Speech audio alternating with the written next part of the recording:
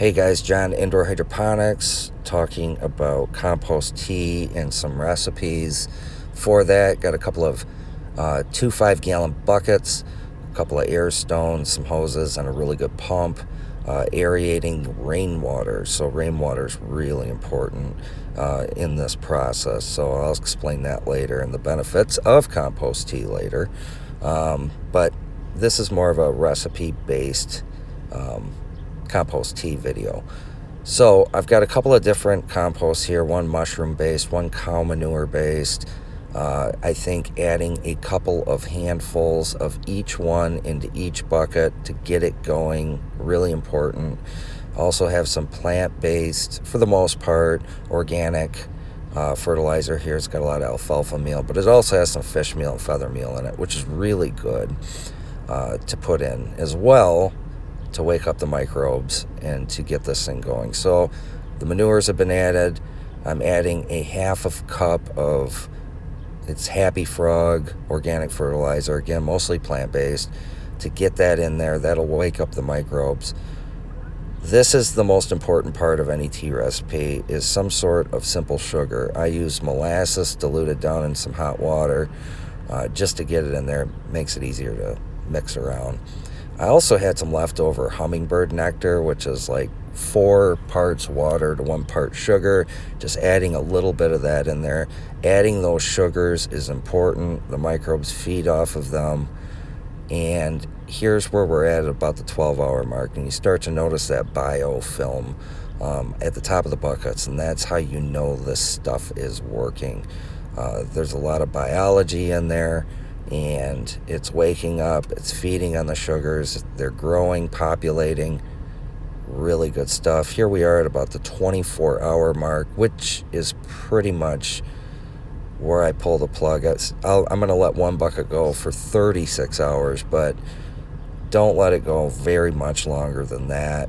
In terms of application, I do spray it on the plants.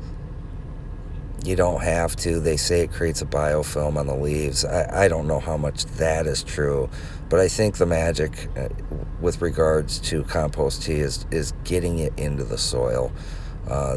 There's just so many benefits to it. And so when I pull the air stones on these things, guys, at about the 24 to 36 hour mark, I don't mess around. I grab the bucket, I go to the plants.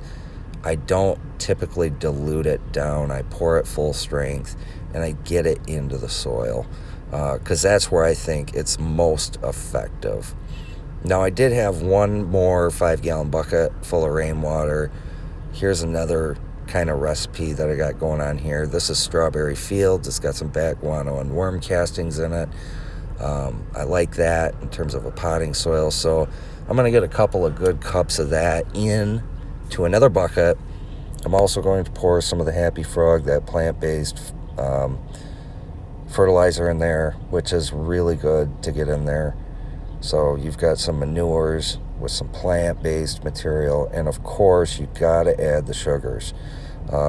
Again, molasses. I'm just going molasses with this batch, and we're going to let that go for 24 hours as well.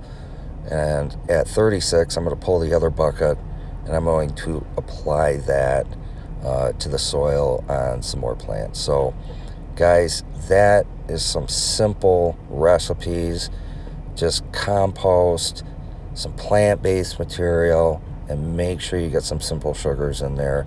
Let it aerate, let it bubble, let it go for at least 24 hours, but don't go more than 48. Because then the microbes start dying off, the sugars are consumed, and then bad things can happen.